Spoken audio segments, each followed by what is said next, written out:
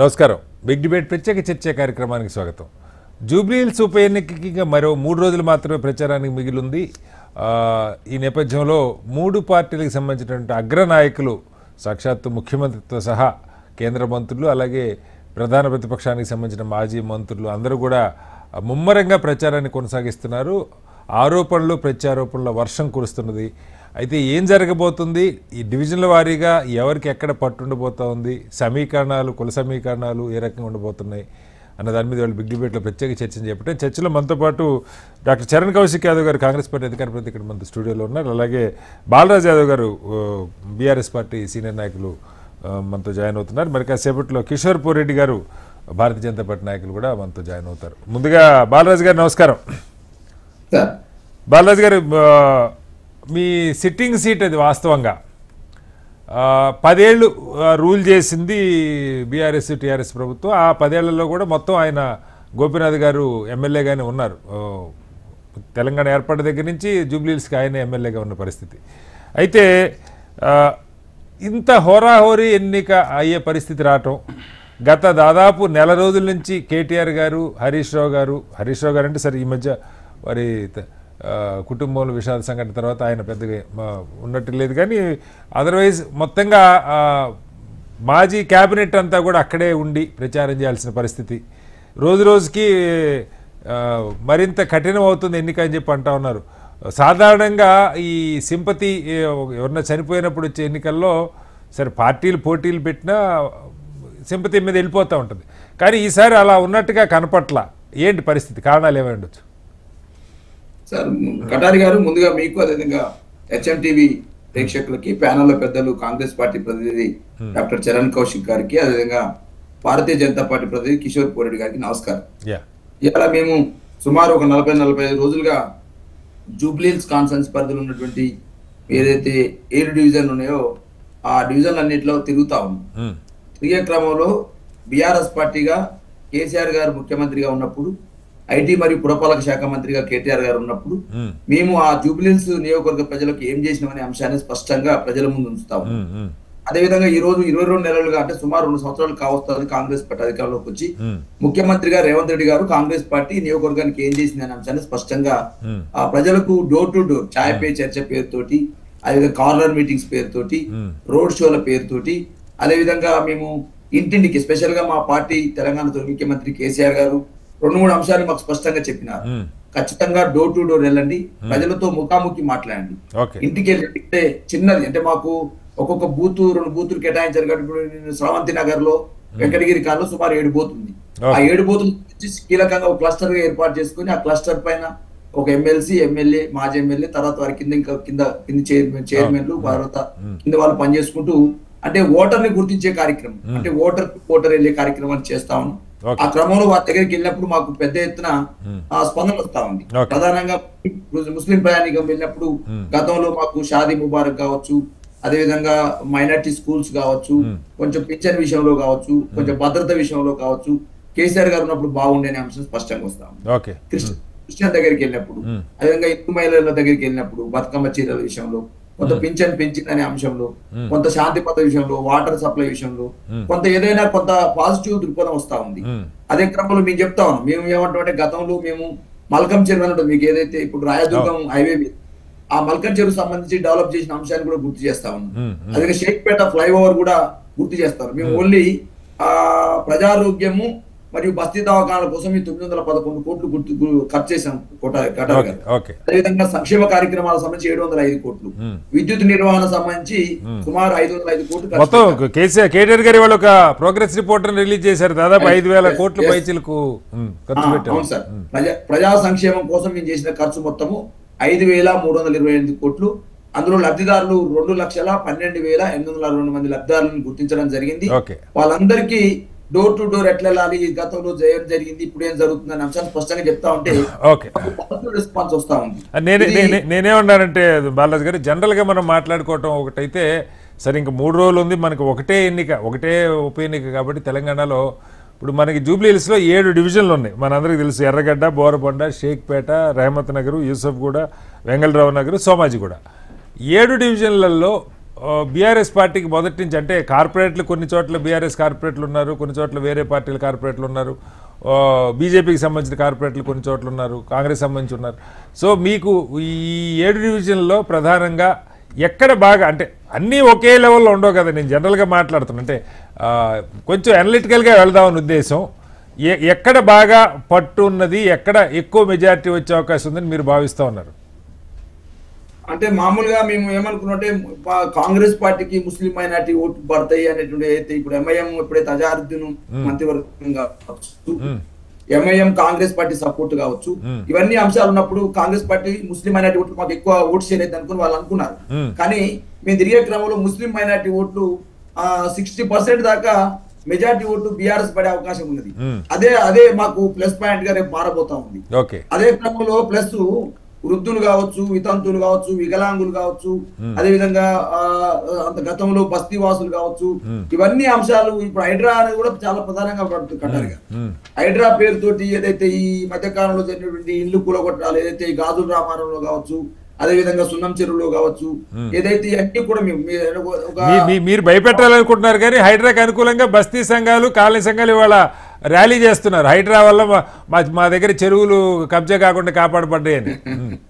Sir నేనేమంటే sir, ఇప్పుడు హైడ్రా కొన్ని చోట్ల పాల్చు బతుకమ్మ కుంటను బాగు చేయడానికి ఎవరు కాదన్నారు, అదేవిధంగా ప్రభుత్వ ఆస్తులు రక్షించడానికి ఎవరు కాదన్నారు, రంగనాథ్ గారు లాంటి ఆఫీసర్ లాంటి వ్యక్తిత్వాలు ఎవరు కాదన్నారు. కానీ ఆ క్రమంలోనే కొంత పేదవాళ్ళు సున్నం చెరువులో ఏం జరిగిందో మీరు చూసినారు, గాజుల రామారంలో ఏం జరిగిందో చూసినారు, జవహర్ నగర్ లో ఏం జరిగిందో చూసినారు. సార్ నేనేమంటే సార్, అదే క్రమంలో దుర్గం చెరువు పక్కన ఉన్నటువంటి ఏదైతే వాసులు ఎవరైతే కాలనీ వాసులు ఎవరైతే ఉన్నారో, స్వయాన ముఖ్యమంత్రి సోదరుడు తిరుపతి రెడ్డి గారి స్వగృహం అక్కడ గృహం ఉన్నది. కానీ వాళ్ళకి మాత్రం నోటీసులు ఇచ్చినారు. పేదవాళ్ళకి మాత్రం కొత్తపేట ఈ ప్రాంతాలలో ముషిరాబాద్ ఏరియాలలో కొంచెం నోటీసులు ఇవ్వకుండా కూలగొట్టేటువంటి వ్యవహారం ఏది జరిగిందో పేదవాళ్ళకు కొంత అలజడి ఏర్పడదనే అంశం స్పష్టంగా కనపడుతుంది. ఆ పేదవాళ్ళలో ఏర్పడిన అసంతృప్తి కావచ్చు, ఆటో కార్మికులు కూడా ఆ ప్రాంతంలో ఎక్కువ ఉన్నారు సార్. ఆటో కార్మికుల ఓట్లు కూడా మాకు ఉన్నాయి. కాబట్టి ఆటో కార్మికులు, రాహుల్ గాంధీ గారు తిరిగిన ఆటో కార్మికులు ఎవరైతే ఉన్నారో, రాహుల్ గాంధీ గారు ఎలక్షన్ సమయంలో ప్రచారానికి వచ్చిన ఫ్రీ బస్సులు ఇచ్చారు కాబట్టి మీ గిరాకీ పోయిందని ఆటో వాళ్ళని రెచ్చగొట్టారు ఫుల్ గా. లేదు సార్ ఏమంటారు సార్, ఫ్రీ బస్ ఇవ్వడం అనేది ఒక భాగం అయితే వీళ్ళు ఎలక్షన్ సమయంలో 12,000 రూపాయలు ఆటో కార్మికుడికి సంవత్సరానికి ఇస్తామని చెప్పేసి వీళ్ళు హామీ ఇచ్చారు సార్. ఇంతవరకు హామీ నెరవేర్చలేదు. ఆటో కార్మికులు కొన్ని పథకాలు కూడా ప్రకటించారు, అవి కూడా నెరవేర్చలేదు. కాబట్టి ఇలా మహిళలు, వృద్ధులు, వితంతువులు, వికలాంగులు, ముస్లిం మహిళలు, అదే విధంగా బస్తీ వాసులు, వీళ్ళందరిలో మాకు పాజిటివ్ రెస్పాన్స్ ఉంది. కాబట్టి ఒక మంచి మెజార్టీతో బీఆర్ఎస్ గెలవబోతున్న అవకాశం ఇలా ప్రజల్లో బలపడ్డది. రైట్ సార్, మళ్ళీ వస్తాను మీ దగ్గరికి. చరణ్ గారు, సరే రూలింగ్ పార్టీకి ఎలాగూ ప్రతిష్టాత్మకం, ముఖ్యమంత్రి మొట్టమొదటిసారి ముఖ్యమంత్రి అయ్యారు రేవంత్ రెడ్డి గారు. ఒక ఉప ఎన్నిక కంటోన్మెంట్ ఆయన బాధ్యతలు తీసుకున్న చాలా కొద్ది రోజుల్లోనే జరిగింది. ఆ తర్వాత వెంటనే ఇప్పుడు 2 ఏళ్ళు దగ్గర అంటే ఈ పరిపాలన కూడా ఒక అసెస్ చేసుకోవడానికి ప్రజలకి సఫిషియెంట్ టైం ఉన్న తర్వాత జరుగుతున్నటువంటి ఎన్నిక కాబట్టి ప్రెస్టేజ్. ఆయన కూడా దాదాపు ఎప్పుడు కూడా ఏ ఉప ఎన్నికలో ముఖ్యమంత్రి ఇంత ప్రచారం చేయటం మనం చూడం. ఆయన 4-5 రోడ్ షోలు, సభలు, 5-6 రోజులు పైగానే దీనికి కేటాయించినటువంటి పరిస్థితి కూడా కనపడుతుంది. సరే తప్పేం కాదు, ఏ ఎన్నికైనా ఏ పార్టీ అయినా. బహుశా బీజేపీని చూసి మీరు కూడా నేర్చుకున్నారేమో, సీరియస్గా అత్యంత సీరియస్గా తీసుకోవడం ప్రతి ఎన్నికని. అది మంచిదే, దానికి మనం తప్పట్టడానికి లేదు.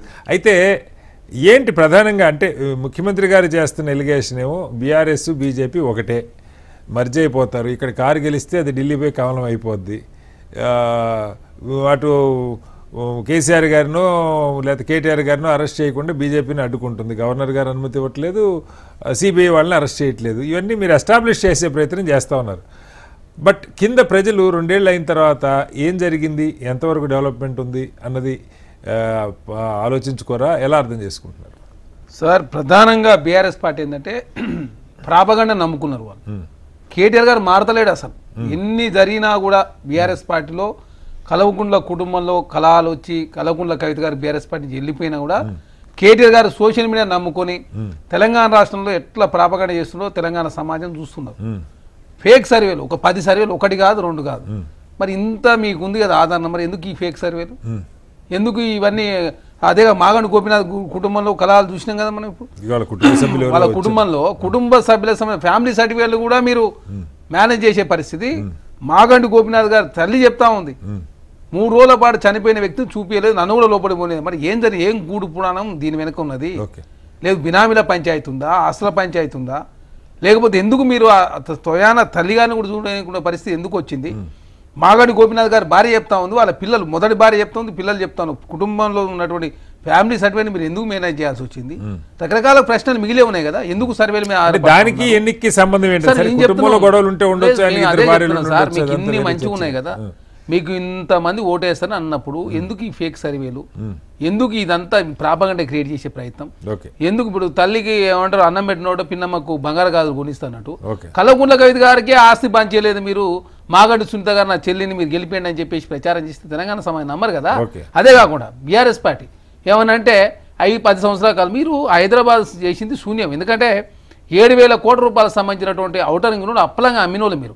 ఏమనంటే ఎఫ్టీపులు ఔటర్ ఏమైనా ఫ్లైఓవర్లు అని చెప్తారు. ఈ రెండు అనేది ఇవాళ మీరు మొదటి వారు కాదు, చివరి వారు కాదు. ఆనాడు చంద్రబాబు నాయుడు గారు ఉన్నప్పుడు కట్టించారు, కాంగ్రెస్ ఉన్న కట్టించారు, చాలా ముఖ్యమంత్రి కట్టించారు. అది కాదు, మీరు మీకంటూ ఒక ఏదో మీరు ఏమైనా అంతర్జాతీయ విమానాశ్రయాన్ని తీసుకొచ్చిరా, పివి ఎక్స్ప్రెస్ వే నిర్మించిరా, ఐటీ ఏమైనా మొదటి స్థానం తీసుకుపోయిరా? ఐటీ ఆనాడు రాజీవ్ గాంధీ పెట్టింది, అది అంచెలంచెలు పెరుగుతూ దేశంలో 2వ స్థానం ఉంది. ఇవాళ చాలా మంది ముఖ్యమంత్రులు కూడా 2వ స్థానం ఉంది. మీరు ఒక విజన్ తోటి ఏమైనా మూసిని పునర్జీవింపజేసిరా? హైదరాబాద్ తరహా వ్యవస్థను తీసుకొని చెరువులు రక్షించరా? హైదరాబాద్లో 600 చెరువులు ఉన్నాయి 2014 ముందు. ఈ రోజు 34 చెరువులు మొత్తం అన్యాకరం 100% పోయినాయి. అంటే జూబ్లీస్ కొద్దాం నేను అనేది జూబ్లీస్. ఇప్పుడు ఉదాహరణ కేటీఆర్ గారు ఇవాళ దాదాపు 5,700 కోట్లు మేము ఈ 10 ఏళ్లలో ఖర్చు పెట్టామని ఎక్కడ జూబ్లీస్ ఖర్చు పెట్టారు? జూబ్లీస్ అంటే మీరు చెప్తున్నది ఏంటంటే రేషన్ కార్డులు ఇచ్చాము 14,000 15,000 అని చెప్తారు సార్. ఇప్పుడు మీకు ఇలా కేటీఆర్ గారు చెప్పింది హైదరాబాద్ మొత్తానికి సంబంధించి చెప్పింది ఆయన. మెట్రో ఎవరు సార్? మెట్రో జూబ్లీస్ వరకు వచ్చారు కాదు కదా. మీరు చెప్పండి, ఆనాడు మెట్రో 2వ స్థానం. మేము యూపీఐలో జైపాల్ రెడ్డి గారు కేంద్ర పట్టణాభివృద్ధి శాఖ మంత్రిగా ఉండి మెట్రోని తీసుకొచ్చాం. ఆనాడు 2వ స్థానం ఎట్టుంటది, ఈ రోజు 9వ స్థానానికి ఎట్ట దిగజారుతుంది? మీ ఆయన 1 కిలోమీటర్ అని పెరిగిందా? మెట్రో విస్తరించలే కదా. అదే కాకుండా మీరు ఆర్టీసీ ప్రైవేటీకరణ చేసే ప్రయత్నం చేసి 50 రోజుల పాటు సమ్మె చేస్తే పట్టించుకున్న పాపాన పోలే. మేము ఉచిత బస్సు ప్రయాణం ద్వారా మహిళలకు 2,500 వరకు ప్రతి నెల మేలు జరుగుతూ ఉంది. జూబ్లీస్లో 60,000 కుటుంబాలు 200 యూనిట్ వరకు ఉచిత కరెంట్ కావచ్చు, సన్న బియ్యం సంబంధించి 6 కిలోల వరకు. అదేవిధంగా ఉచిత బస్సు ప్రయాణం ద్వారా 333,52 లక్షల రూపాయల వరకు ప్రయాణం జరిగింది. మేము 200 కోట్ల రూపాయలకు సంబంధించి వర్కులు జరుగుతూ ఉన్నాయి.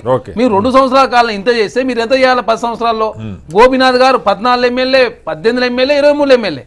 10 సంవత్సరాల కాలం మీకు అవకాశం ఇస్తే 2,500 కోట్ల రూపాయలకు సంబంధించి జూబ్లీస్లో మీరు చేయాలి. అంటే వాళ్ళ ఎలిగేషన్ ఏంటంటే మీకు ఇంత నమ్మకం ఉంటే ఎంఐఎం ఒక పక్క మద్దతు ఇచ్చింది, అయినా కూడా అజారుద్దీన్కి సరే బీజేపీ బీఆర్ఎస్ కంటే బీజేపీ దాన్ని పెద్ద అంశంగా లేవనెత్తుంది అనుకోండి, మద్దతు ఇచ్చింది. అయినా కూడా అజారుద్దీన్కి మైనారిటీకి సంబంధించిన వ్యక్తికి ఇప్పటికిప్పుడు మంత్రివర్గంలో స్థానం కల్పించడం అంటే పూర్తిగా ఈ ఒక అభద్రతతోటే చేస్తున్నారని వాళ్ళ విమర్శ. సార్ ఇప్పుడు 2 నెలలు ఎలక్షన్లు ఉన్నాయనగా మరి పట్నం మహేందర్ రెడ్డి గారు అన్నారు క్యాబినెట్ తీసుకుని ఎందుకు తీసుకున్నారు మీరు? మీది ఎలక్షన్, మీది పార్టీ, మాది పార్టీ. మా పార్టీ ఏ నిర్ణయం తీసుకోవాలి మీరంటే డిసైడ్ చేస్తారు. ఇంకోటి అజారుద్దీన్ గారు ఒక జాతీయ స్థాయిలో గుర్తింపు ఉన్న నాయకుడు. 2009లో కాంగ్రెస్ పార్టీ జాయిన్ అయితే ఉత్తరప్రదేశ్ ఎంపీ గెలిచిన వారు. తర్వాత రాజస్థాన్ నుంచి ఎంపీ పోటీ చేసి ఓడిపోయారు. 2009 తర్వాత టికెట్ ఇచ్చినప్పుడు కాంగ్రెస్ పార్టీలో, ఇవ్వనప్పుడు కూడా కాంగ్రెస్ పార్టీ వర్కింగ్ పనిచేసారు. ఈ దేశంలో మువ్వన్న జెండాను ప్రపంచవ్యాప్త రెపరెపలాడించిన వ్యక్తి అజారుద్దీన్. అజారుద్దీన్ గారు ముస్లిం అని మైనార్టీని ముద్ర వేస్తే ఏమైనా అర్థం ఉందా? 3 బెర్తులు ఖాళీ ఉన్నాయి కాబట్టి నవీన్ యాదవ్ గారికి వచ్చే ఎలక్షన్లో అవకాశం ఇస్తామని చెప్పి 2023లో మాట ఇచ్చినాం. 24లో వచ్చినటువంటి 25లో వచ్చిన ఎలక్షన్లో నవీన్ యాదవ్ గారు టికెట్ ఇచ్చిన కాబట్టి అజారుద్దీన్ గారికి ఎమ్మెల్సీ ఇవ్వాలని చెప్పి నిర్ణయానికి వచ్చినాం. క్యాబినెట్ లో 3 బెర్తులు ఖాళీ కాబట్టి క్యాబినెట్ లో 1 బెర్తు కన్ఫర్మ్ చేశారు. అదే కాకుండా రాజస్థాన్ లో భారతీయ జనతా పార్టీ అదే ఏకంగా ఎలక్షన్ ఏదో ఉప ఎన్నికల అభ్యర్థిని వాళ్ళు మంత్రి అనౌన్స్ చేసి నవీన్ యాదవ్ గారికి మంత్రి చేయలే కదా. చట్టాల లోబడి నిబంధనలు లోబడి మాత్రమే ప్రభుత్వం ముందు. మీరు హుజురాబాద్ లో ఎంతమందికి ఇచ్చి సార్? అదే కౌశిరెడ్డి గారికి ఎమ్మెల్సీ ఇచ్చారు, చాలా మంది కార్పొరేట్ చైర్మన్ 1000 కోట్ల రూపాయలు దళిత బంధాన్ని ఎన్ని చేసింది మీరు? మీలాగా ప్రజాస్వామ్యాన్ని ఆనాడు అపాస్యం చేసింది మీరు. తెలంగాణ రాష్ట్రంలో 6 ఉప ఎన్నికలు వచ్చినాయి సార్, ఇది 6వ ఉప ఎన్నిక.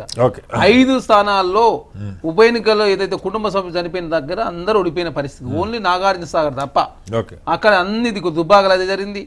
తర్వాత ఏదైతే నారాయణఖేడ్ అదే జరిగింది, పాలేరులో అదే జరిగింది, అదే కంటోన్మెంట్. మీరు అది కూడా చెప్తున్నారు, అసలు చనిపోయిన దగ్గర అభ్యర్థులు పెట్టే సాంప్రదాయం కేసీఆర్ గారే మొదలు పెట్టారు. అదే సార్, ఇదే ఖైరతాబాద్ లో పీజీఆర్ గారు 2007లో పీజీఆర్ గారు చనిపోయినప్పుడు వాళ్ళ కుటుంబ సభ్యులు కేసీఆర్ గారు ఇంటికి పోతే కనీసం కలవకుండా 2 గంటల పాటు కూసబెట్టి ఈ కొత్త సంప్రదాయం తెరదీసిందే. మీరు సమైక్య రాష్ట్రం ఏనాడు కూడా కుటుంబ సభ్యులు చనిపోతే ఆ కుటుంబ సభ్యులు ఎవరినో ఇనానమా చేసేవాళ్ళు. కానీ కొత్త సంప్రదాయం తెరదీసింది. మీరు ఇప్పుడైతే నీతులు మాట్లాడితే తెలంగాణ సమాజం హర్షించారు, అయిపోయింది. అదే కాకుండా మీకు ఇంత నమ్మకం ఉన్నప్పుడు మరి ఎందుకు మరి ఇంత ప్రాపగండ ఎందుకు, ఇంత సోషల్ మీడియా ఏంది, ఇన్ని యూట్యూబ్ ఛానల్ ఏంది, సోషల్ మీడియా ఇంకోటి అందరికీ ఉందిలేండి.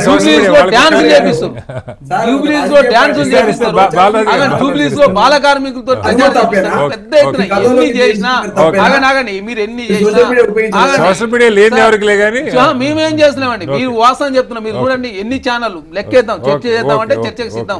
మీకు దాదాపు 15 యూట్యూబ్ ఛానళ్లకు డైరెక్ట్ నెలకు 10 లక్షల నుంచి 15 లక్షలు. అదే మా అభ్యర్థి బలమైన అభ్యర్థి కాబట్టి మా అభ్యర్థి బలమైన అభ్యర్థి కాబట్టి ఒక బీసీ యాదవ్ పడుకొని రౌడీ అని చెప్పి ముద్రేసే ప్రయత్నం మీరే చేస్తారు. తర్వాత అది పని చేసిన కాబట్టి మళ్ళీ హైడ్రా తీసుకొస్తారు. హైడ్రా ద్వారా అద్భుతాలు జరుగుతుందని చెప్పి నిన్న మనకి ర్యాలీ తీసి 1,00,000 కోట్లు ఆస్తి కాపాడిందని చెప్పేసి హైడ్రా ప్రశంసలు అందిస్తా ఉన్నారు. హైడ్రా తీసుకుంటే ధైర్యం ఉండాలి కదా. మీరు 600 చెరువులు మొత్తం అప్పనంగా 33% చెరువులు మింగిన వాళ్ళు మీరు. హైదరాబాద్ చేసింది బీఆర్ఎస్ పార్టీ శూన్యం, జూబ్లీ చేసింది ఏమి లేదు. 10 సంవత్సరాల పాటు బీఆర్ఎస్ పార్టీ అవకాశం ఇచ్చారు, 6 సంవత్సరాలు కిషన్ రెడ్డి గారికి అవకాశం ఇచ్చారు. కనీసం కిషన్ రెడ్డి గారు నవోదయ స్కూల్ కూడా తీసుకురాలేదు కాబట్టి మా అభ్యర్థికి అవకాశం ఇస్తే మేము డెవలప్మెంట్ చేస్తామని చెప్పి కాంగ్రెస్ పార్టీ ప్రజలు అడుగుతా ఉంది. మళ్ళీ వస్తాను దగ్గరికి. కిషోర్ గారు, ఇంకా 3 రోజులే ఉంది క్యాంపెయిన్కి. ఆల్రెడీ కిషన్ రెడ్డి గారు దాదాపు ఒక 15 రోజులుగా ఈ నామినేషన్ అయిన దగ్గర నుంచి ఆయన అక్కడే ఉన్నారు. కొత్త బీజేపీ రాష్ట్ర అధ్యక్షులు రామచంద్రరావు గారు అక్కడే ఉన్నారు. ఇవాళ నుంచి బహుశా బండి సంజయ్ గారు కూడా ప్రచారంలో ఉంటారంటూ ఉన్నారు. కీలకంగా 2-3 ప్రశ్నలు వస్తూ ఉన్నాయి మీకు సంబంధించి. మీరు బీఆర్ఎస్ ఒకటని సాక్షాత్ ముఖ్యమంత్రి గారు చేస్తున్న ఎలిగేషన్లో ఆయన లేవనెత్తున్న అంశాలు, నేను సిబిఐకి ఇచ్చి కాళేశ్వరం ఉంది 2 నెలలు అవుతుంది, ఇప్పటిదాకా దాని మీద కనీసం ఎఫ్ఐఆర్ కూడా వాళ్ళు ఫైల్ చేయలేదు ఆయన చెప్తుంది. నెంబర్ 1. అలాగే కేటీఆర్ గారికి సంబంధించి ఈ కార్ రేసింగ్ సంబంధించిన దానిలో గవర్నర్ గారి దగ్గర ఆయన విచారించడానికి సంబంధించిన అప్లికేషన్ ఉంది, దాని మీద కూడా వాళ్ళు త్రూ చేయట్లేదు. సో ఈ ఇద్దరి మిలాఖత్తు స్పష్టంగా, ఎందుకంటే కాళేశ్వరం మనకు తెలుసు చాలా పెద్ద చర్చ జరిగింది, అవినీతిని అందరూ మాట్లాడారు, బీజేపీ నాయకులు కూడా తొడలు కొట్టారు. ఆ రోజు సిబిఐకి ఇవ్వండి తెల్లారేపాటికి మేము చూస్తాం, మీరు కలిసిపోయారు. బట్ 2 నెలలు అవుతున్నా కనీసం ఎఫ్ఐఆర్ కూడా ఫైల్ చేయలేదని ముఖ్యమంత్రి మాట్లాడుతున్నారు. సో ఇది ఒక అంశం. అయితే ఏంటి, బీజేపీ తెలంగాణలో ప్రబలంగా ఎదగాలని కోరుకుంటా ఉంది, ఒక ఉప ఎన్నిక ఒక అవకాశంగా వచ్చింది, ఏంటి మీ ప్రాస్పెక్ట్స్ ఎలా ఉన్నాయి? సార్, ముందుగా శ్రీనివాస్ గారు మీకు, అట్లాగే దుడిమెట్ల బాలరాజ్ యాదవ్ గారికి, చరణ్ కౌశిక్ యాదవ్ గారికి, మన హెచ్ఎంటీవీ ప్రేక్షకులందరికీ నమస్కారం అండి. ఇప్పుడు బీఆర్ఎస్ బీజేపీ మీకు సింపుల్గా ఇప్పుడే బాలరాజ్ యాదవ్ గారు మాట్లాడారు. ఓపెనింగే 20% ఏదో 20% 30% మైనారిటీ ఓట్లు మాతోటే ఉన్నాయని చెప్పి వీరిద్దరూ మాట్లాడింది అదే మైనారిటీల గురించే మాట్లాడారు. ఇది జూబ్లీ హిల్స్, ఇది సికింద్రాబాద్ కంటోన్మెంట్ లాగానో ఇంకే ఇతర దుబ్బాకలో అంతకుముందు అయింది, లేకపోతే హుజురాబాద్లో అయింది, నాగార్జున సాగర్లో అయింది, అట్లాంటి నియోజకవర్గం కాదండి. దాదాపు 30% ముస్లింలు ఉన్న నియోజకవర్గం. సో వీళ్ళిద్దరిది ప్రచారం మొదలైన రోజు నుంచి కూడా మీకు తెలుసు, కాంగ్రెస్ వారు అయితే ఏకంగా ఎంఐఎం క్యాండిడేట్నే తీసుకొచ్చి పెట్టుకున్నారు.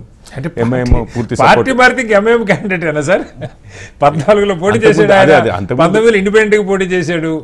చెప్పండి. సరే, ఇక ఎంఐఎం అయితే పూర్తి మద్దతు ఇచ్చింది కదా వాళ్ళ క్యాండిడేట్. సో ఆయన పార్టీ మారితే నార్మల్గా ఎట్లా ఉంటుందండి సార్, పార్టీ మారితే ఇప్పుడు ఎవరు మారారు, ఈటల రాజేంద్ర గారు మారితే ఎట్లన్నా చేసి ఆయనను ఓడించాలి అని చెప్పి శాయశక్తులా ప్రయత్నిస్తారు అవతల వాళ్ళు.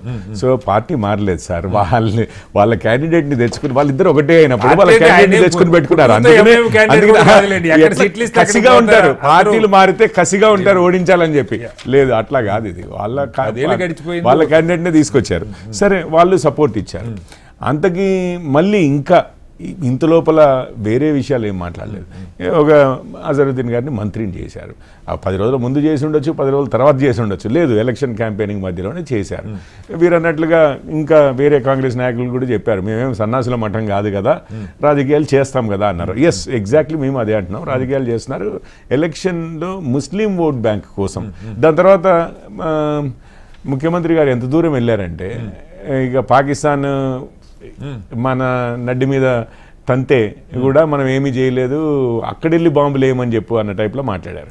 సరే, దేశాన్ని ఇన్సల్ట్ చేయడం దగ్గర వరకు, లేకపోతే మన సైనిక దళాలని ఇన్సల్ట్ చేసేంత వరకు, భద్రతా దళాన్ని ఇన్సల్ట్ చేసేంత వరకు వెళ్ళారు ముఖ్యమంత్రి గారు. ఆఖరికి నిన్నేం చెప్పారు, మేము లేనిది ముస్లింలు లేరు, వారికి భద్రత లేదు, లేకపోతే గౌరవం లేదు, కాంగ్రెస్ ఉంటేనే ముస్లింలు. అట్లాగే సార్, 2 పార్టీలు బీజేపీ, కాంగ్రెస్, బీఆర్ఎస్ 30% ఓట్లు ఒకటే వస్తుంది.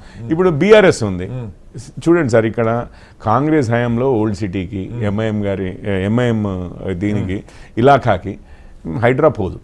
సల్కం చెరువే చూసాం మనము, అంత పెద్దది చెరువు మధ్యలో కట్టాడు ఓవైసీ, ఎన్నో అంతస్తులు. వీరి హయాంలో మెట్రో పోదు ఓల్డ్ సిటీకి, పర్మిషన్ ఇస్తేనే. వీరిద్దరికి బాసు ఎంఐఎంఏ. నిన్ననే అక్బరుద్దీన్ ఓవైసీ కూడా అన్నాడు, రావు హో యా రెడ్డి హో చెలేగా హమారాయి అని చెప్పి. మనదే నడుస్తుంది, అది ఎప్పటి నుంచో ఉన్న ఇదే కదా. సో ఇటు బీఆర్ఎస్ అయినా కాంగ్రెస్ అయినా వీరంతా ఒక గుడికి చెందిన వారు. ఒక ఎంఐఎం చేయాలి ఎంఐఎం సరే ఒక మతత్వ పార్టీ, దాన్ని ఎవరు కాదనే పరిస్థితి లేదు, దాన్ని రెచ్చగొట్టే ప్రయత్నం చేస్తారు. వాళ్ళ ఓల్డ్ సిటీ దాటి బలపడుతున్న ఇది కూడా మనకేం పెద్ద కనపట్లేదు. దాదాపు 30 ఏళ్ళ నుంచి హైదరాబాద్లో ఎలక్షన్ చూస్తూ ఉన్నాం కిషోర్ గారు, మనకు తెలియదు కదా.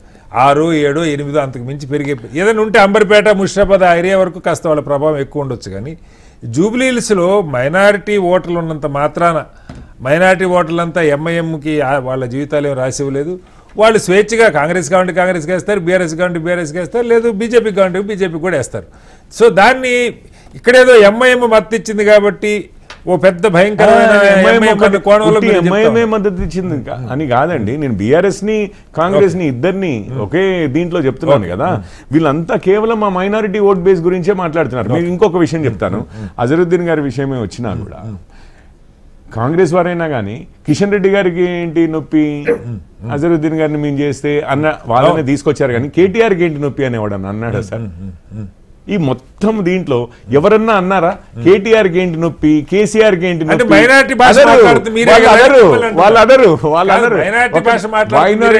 సార్ మైనారిటీ భాష తెచ్చింది మనము, ఇక వేషధారణల దగ్గర వాళ్ళది కదా సార్. వాళ్ళ ఒక్క నిమిషం, ఇప్పుడు మీకు బ్యూటిఫుల్ పాయింట్ లేవనెత్తారు. ఇప్పుడు చూడండి సార్, బీహార్ ఎంఐఎం వెళ్ళి పోటీ చేస్తారు. కాంగ్రెస్ వారు ఏమంటారు, ముస్లిం ఓట్లని చీల్చి మమ్మల్ని ఓడించడానికే ఎంఐఎం పోటీ చేస్తుంది అంటారు.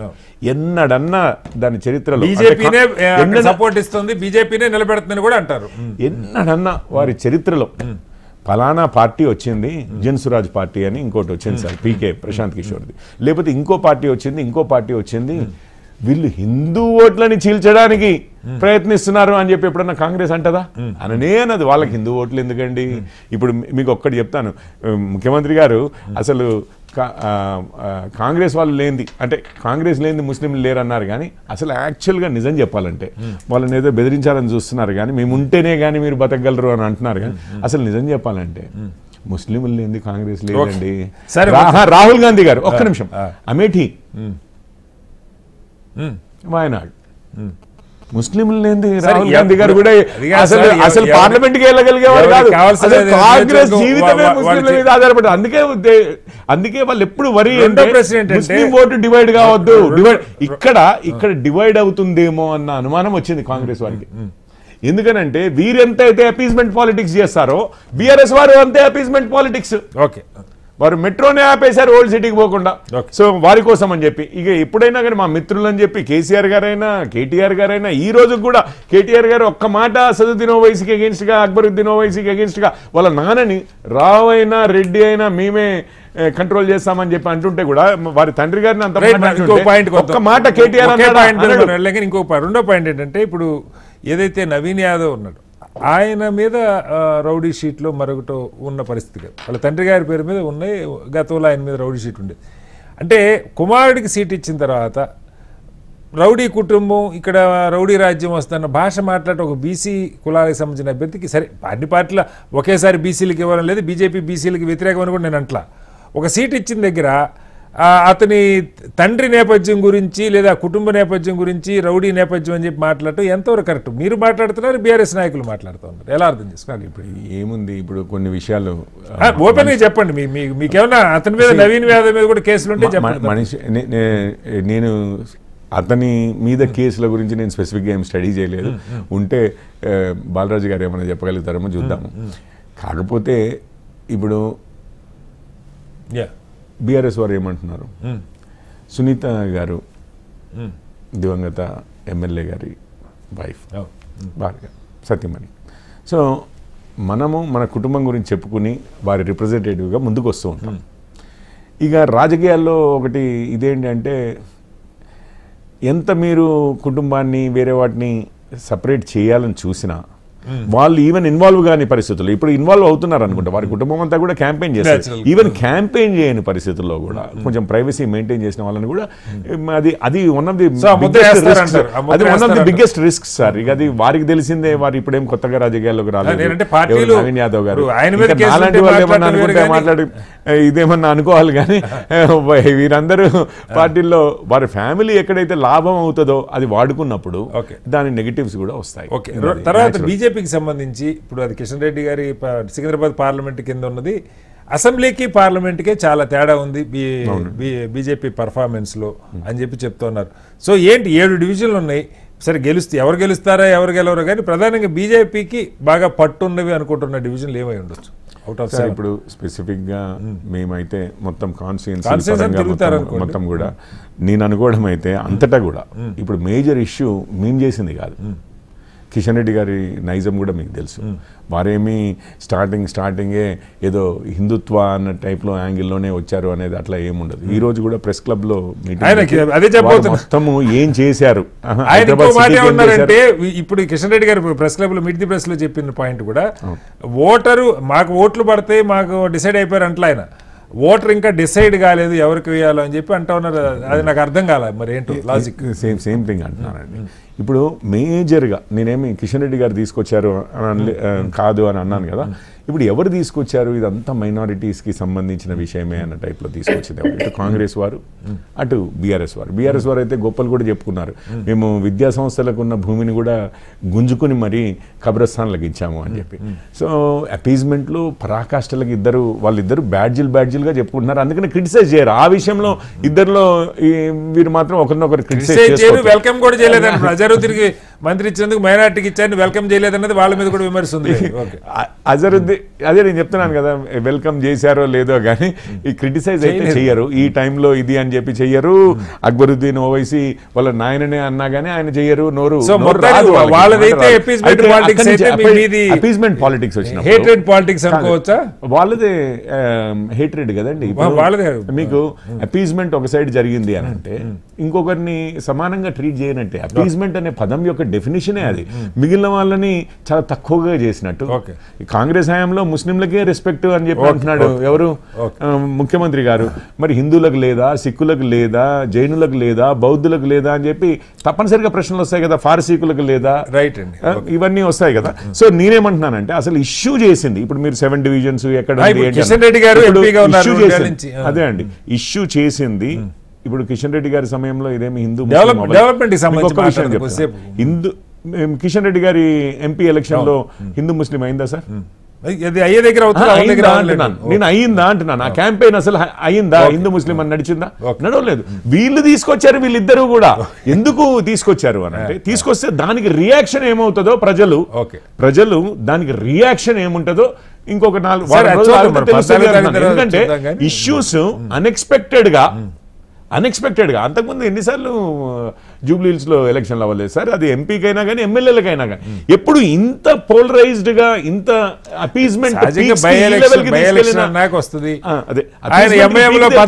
పోటీ చేయటం మీకు వాళ్ళకి ప్రధానంగా మీకు ఒక మంచి అస్త్రం అయింది ఎంఐఎం క్యాండిడేట్ అని చెప్పడం. అందుకే నేను అనడం ఏంటంటే ఎన్నడూ లేని విధంగా అపీజ్మెంట్ పీక్ తీసుకెళ్లారు వీరిద్దరు. రిజల్ట్స్ ఇంకా జనాలు ఈ క్యాంపెయిన్ లోనే మొదలైంది సార్. ఇదంతా అంతకుముందు జరిగిన దాని మీద లేదు. అంతకుముందు వీళ్ళిద్దరు ఇప్పుడు ఈ రోజు మనం హిందూ ముస్లిం గొడవ లేదండి వీళ్ళు చేసి మొదలుపెట్టి కదా. అందుకని జనాలు కొత్త పోకడలు చూస్తున్నారు. కొత్తగా డిసిషన్స్ తీసుకోవాల్సిన అవసరం పడింది. బాలరాజు గారు ఇక్కడ ఒక అంశం కేటీఆర్ గారు కూడా ఇవాళ మాట్లాడుతూ అక్కడ ఢిల్లీలో రాహుల్ గాంధీ ఏమో సిబిఐని ఈడీని తిడుతుంటే ఈయన సిబిఐకి ఈడీ కేసులు ఇచ్చారంటారు.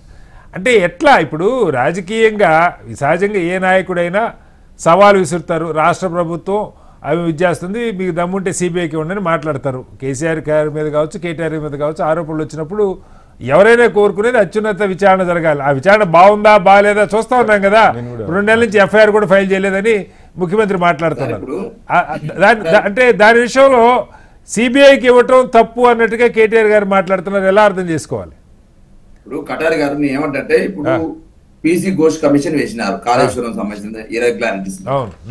వాస్తవానికి సంవత్సరం నుంచి సుమారు 14-15 నెలలుగా ఒక ఋతురాగం సీరియల్ లెక్క, చక్రవాకం సీరియల్ లెక్క, తెలుగు సీరియల్ లెక్క రోజు పొడిగిస్తూ ఒక రోజు కేసీఆర్ అరెస్ట్ అవుతారంటారు, ఒక రోజు హరీష్ రావు అరెస్ట్ అవుతారంటారు, రోజు ఒక పత్రికకు లీక్ ఇస్తారు, రోజు ఒక మీడియాకు లీక్ ఇస్తారు, బ్రేకింగ్ న్యూస్ వేస్తారు.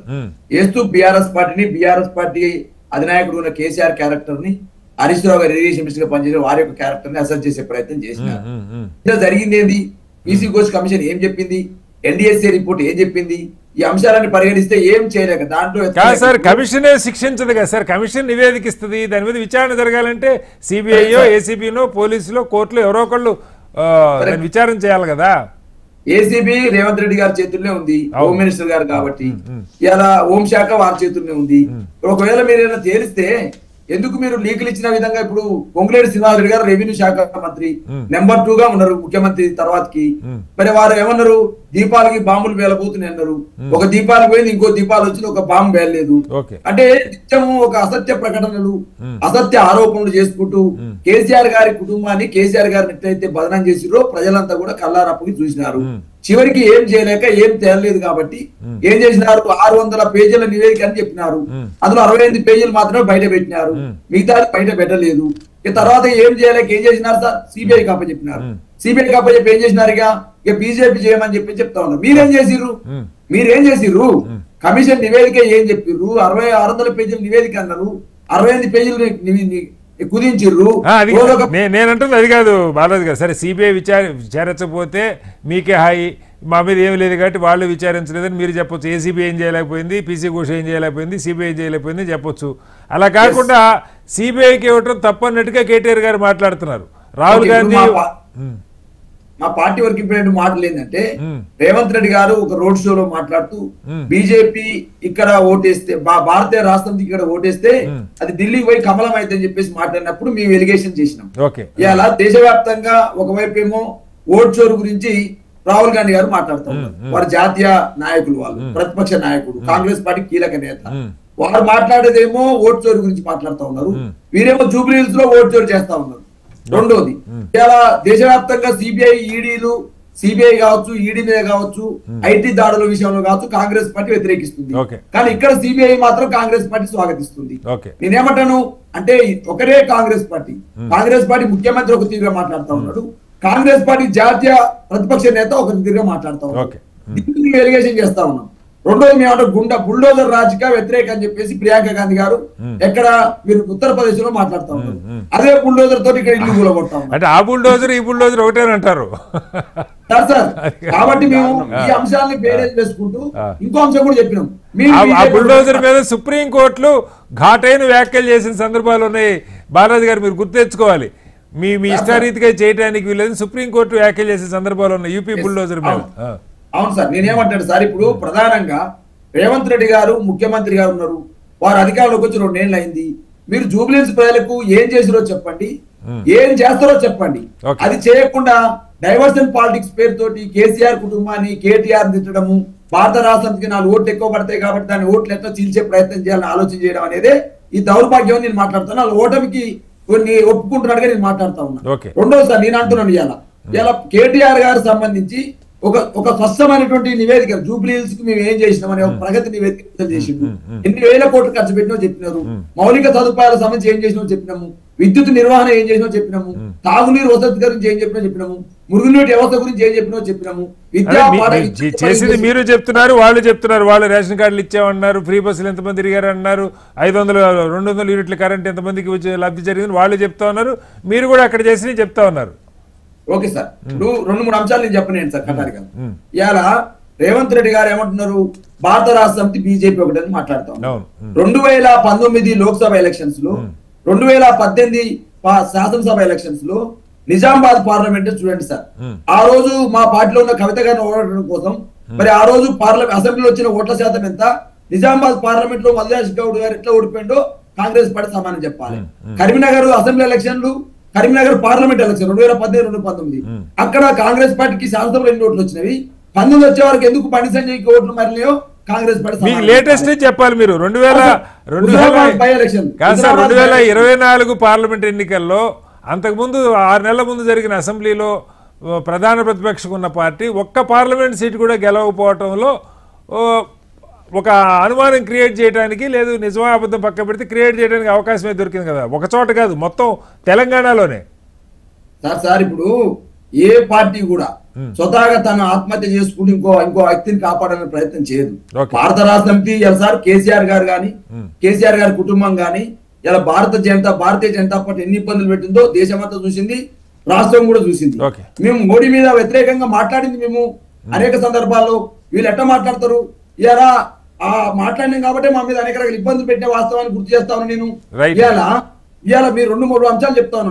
ఇవాళ మోదీతో దోస్తనం ఉన్నది నువ్వు, చోటాబాయ్ మోడీబాయ్ బడాబాయ్ అని చెప్పి తిరుగుతుంది నువ్వు. కేంద్ర మంత్రుల అపాయింట్మెంట్ మీ కాంగ్రెస్ నేతలకు ఎవరు దొరకదు, రేవంత్ రెడ్డి దొరుకుతుంది. మోదీ అపాయింట్మెంట్ మీ కాంగ్రెస్ నేతలు దొరకదు, నీకు మాత్రం దొరుకుతుంది. అదే విధంగా ఇలా పెద్ద ఎత్తున ఆయనే మాట్లాడి కదా సార్, నేను మోడీ గురించి మాట్లాడినప్పుడు నాది స్కూల్ ఏమో RSS, కాలేజ్ ఏమో TDP, ఉద్యోగం ఏమో రాహుల్ గాంధీ అని చెప్పేసి రేవంత్ రెడ్డి గారు చెప్పినారు కదా. మీ నాయకులే చెప్పారు కదా గాంధీ భవన్ లో ఇలా RSS వాదాలను ముఖ్యమంత్రి దొరబడని. ఇలా మీరు బీజేపీతో దోస్తనం చేసుకుంటూ, మీరు బీజేపీ పంట కాకుంటూ భారత రాష్ట్రానికి 4 ఓట్లు పడతాయని ఆలోచనతో వాటిని స్ప్లిట్ చేయాలని ఆలోచన. ఆఖరిగా ఒక కీలకమైన అంశం, గోపీనాథ్ గారి కుటుంబ సభ్యులు, ఆయన తల్లి గారు లేకపోతే మరికొంతమంది, మా మొదటి భార్య లేదా మొదటి భార్య కుమారుడు, వాళ్ళు ఇవాళ పబ్లిక్గా మీడియా ముందుకు వచ్చారు. కొంత వాళ్ళ వెర్షన్ ఏదో వాళ్ళు చెప్తున్న పరిస్థితి. మరి దీని ప్రభావం ఏదైనా ఎన్నికల మీద, ఎందుకంటే మమ్మల్ని చూడనివ్వలేదు కనీసం గోపీనాథ్ గారి భౌతికాయాన్ని కూడా అని చాలా అంశాలు. సరే, వాళ్ళ ఆస్తులకు సంబంధించిన ఇష్యూస్ ఉన్నాయి, కొన్ని కుటుంబాలు మమ్మల్ని దూరం పెట్టారు. అసలు వాళ్ళైతే ముందే ఒక కేసు వేశారు. అసలు సునీత గారు ఏ రకంగా సీట్ ఇస్తే అది రాజకీయంగా పార్టీకి మీ ఇష్టం కావచ్చు, కానీ బట్ ఆ కుటుంబం బయటికి రావటం, ఇంక్లూడింగ్ ఆయన తల్లి గారితో సహా, దీన్ని ఎలా చూస్తున్నారు బీఆర్ఎస్ నాయకులు? సార్ ఇప్పుడు దింపుడు గల్ల ఆశ అంటారు కదా, కాంగ్రెస్ పార్టీ ఏం చేయాలి, ఇప్పుడు కలహాలు సృష్టించాలి, ఓడిపోయే పరిస్థితి ఉన్నది కాబట్టి ఏదో ఒకటి ముందు తీసుకొచ్చి ఏదో చేయాలని ఆలోచన చేస్తా ఉంది. సార్ మేము దాని గురించి మేము పెద్దగా ఇప్పుడు పట్టించుకోము.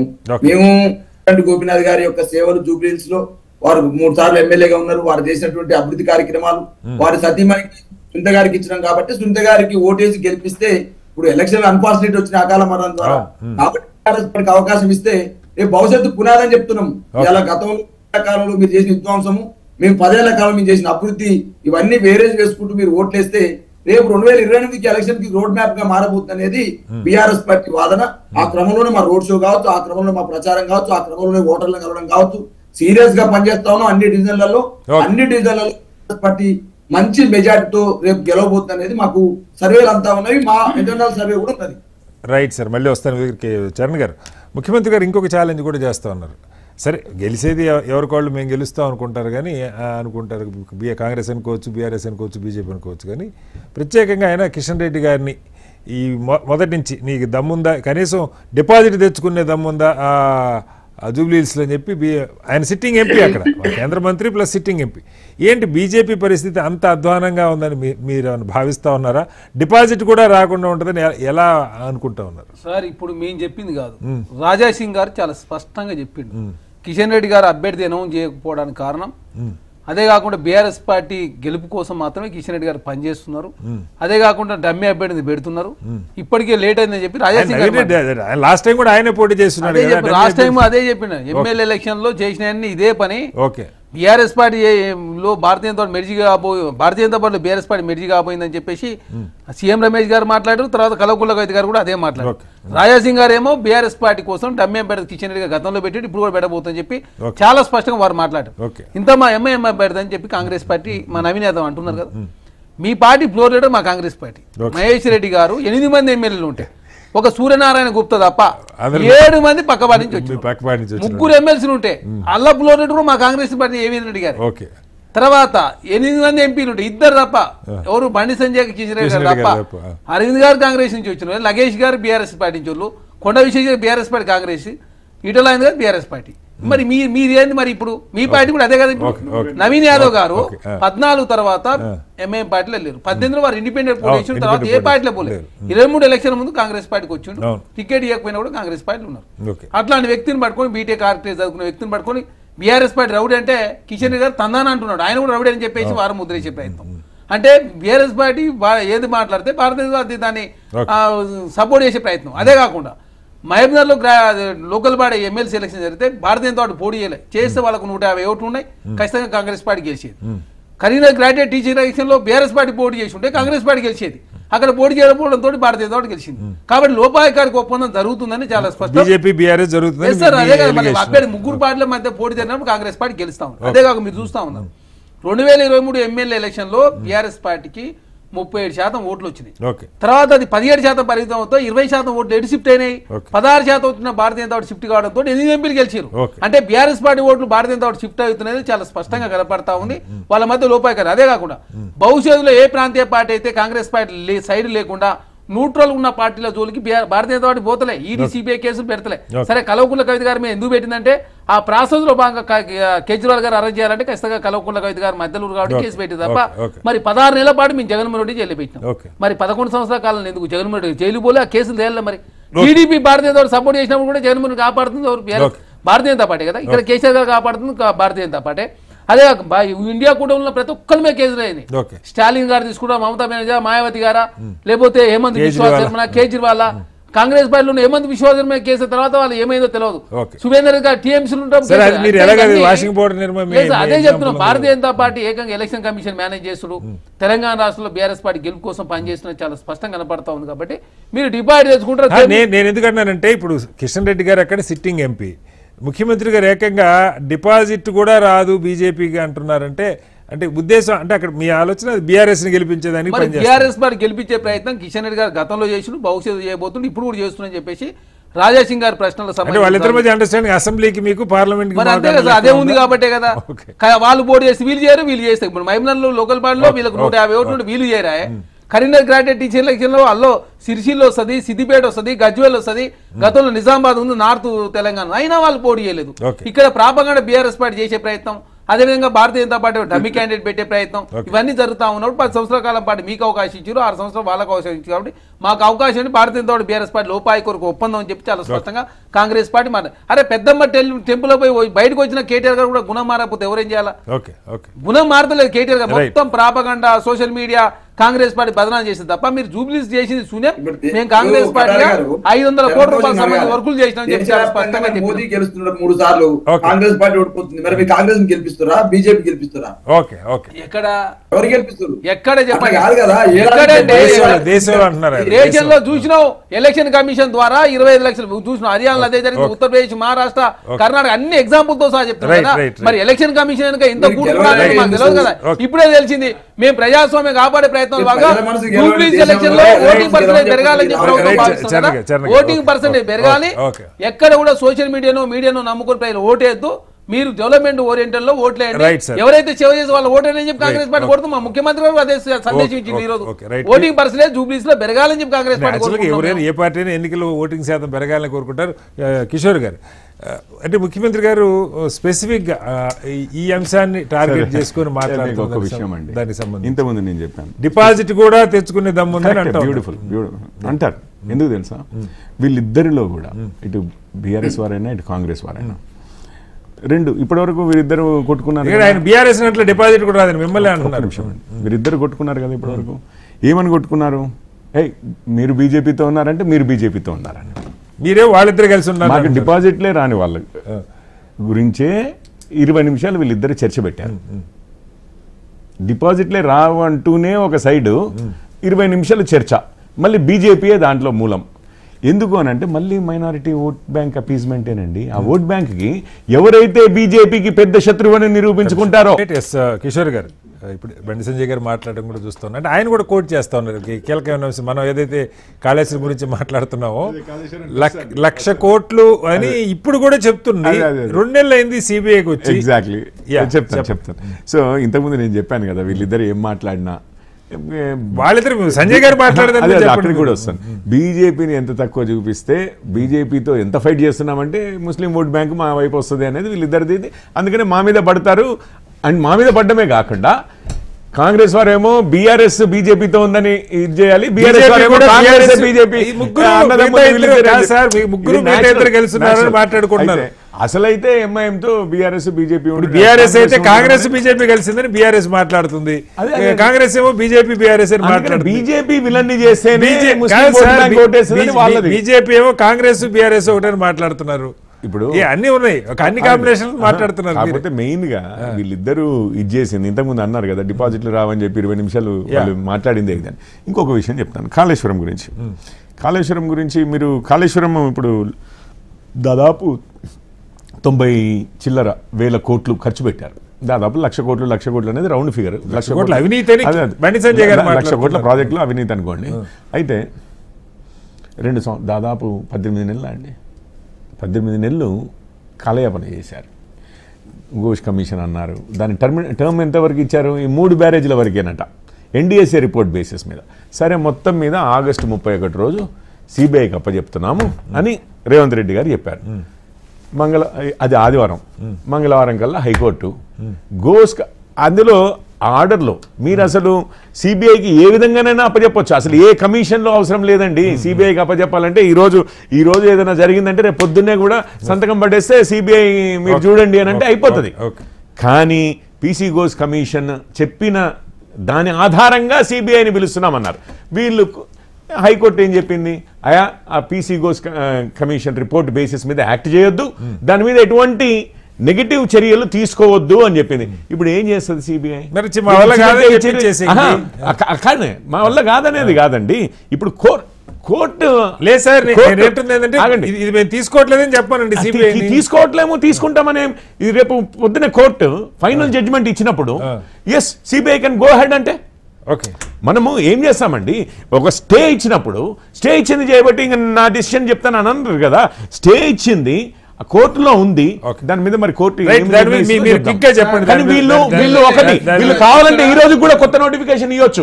పీసీ ఘోష్ కమిషన్ రిపోర్టు ఆధారంగా అని కాకుండా డైరెక్ట్ గా మొత్తం కాళేశ్వరానికి 1,00,00,000 కోట్ల దానికి మొత్తాన్ని ఇన్వెస్టిగేట్ చేయమని చెప్పి ఈ రోజు ఆర్డర్ ఇస్తే సిబిఐ ఇచ్చిన దానికి ఎందుకు చేయలేదు అన్నది ప్రశ్న. కిషోర్ రెడ్డి గారే మాట్లాడుతూ ఒట్టి కూడా వచ్చని చెప్పారు. వారే అన్నారు మేమేం చేసినాం అలాగే పీసీ ఘోష్ నివేదికలో అంతర్రాష్ట్ర వ్యవహారం ముడిపడి ఉంది, మహారాష్ట్ర కేంద్ర ప్రభుత్వ సంస్థలు యాప్కోన్ ఇవన్నీ చాలా ఉన్నాయి కాబట్టి ఇది సిబిఐకి ఇస్తే కరెక్ట్ అని చెప్పి సిబిఐకి ఇచ్చింది. అక్కడ డ్యామ్ సేఫ్టీ అథారిటీ సంబంధించిన జరిగిన దాని మీద ఇచ్చారు కదా, దీని మీద కోర్టుల కేసు దాని మీద ఏమైంది? అదే కాకుండా ఇక్కడ బండి సంజయ్ గారు ఏంటంటే వారి ముఖంలో చాలా స్పష్టంగా కిషన్ రెడ్డి గారు వాళ్ళకు ఉన్నటువంటి మనస్పర్ధలు చాలా స్పష్టం. అదే కాకుండా రోహింగ్యాలు ఏరేస్తామని చెప్పిన బండి సంజయ్ గారు హైదరాబాద్ లో డబుల్ బెడ్రూమ్ ఢిల్లీలో ఇచ్చారు. మహబూబా ముక్తితో పొత్తు పెట్టుకుంది భారతీయ జనతా పార్టీ. వాళ్ళు ఎంఐఎం పార్టీ గురించి ముస్లిం గురించి మాట్లాడేట్లయితే భారతీయ జనతా పార్టీ ఓట్ల కోసం సీట్ల కోసం భారతీయ ఏదైనా చేస్తుంది. బీఆర్ఎస్ పార్టీ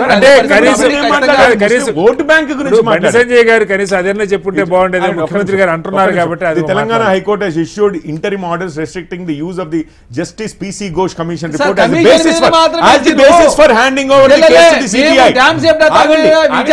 ఒక్క నిమిషం చెప్తున్నాను, ఆ నోటిఫికేషన్ ఆ విధంగా పంపించారు as the basis for handing over the case to the CBI or taking adverse actions against individuals including KCR. మీరు ఎఫ్ఐఆర్ యాక్షన్ తీసుకోండి. ఎఫ్ఐఆర్ ఆ బేసిస్ మీద ఏమి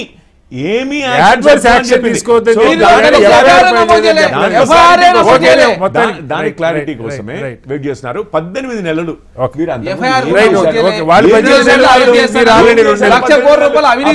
ఈ కేసులో ఏం చేశారు?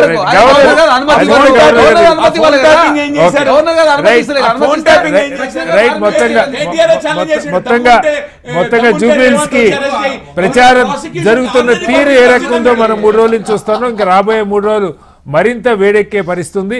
అయితే అంతిమంగా ప్రజలు ఏ పార్టీని ఆదరిస్తారు, ఎవరికి ఓట్లు వేస్తారు అన్నది నవంబర్ 14న ఎన్నికల ఫలితాలను తెలుస్తుంది.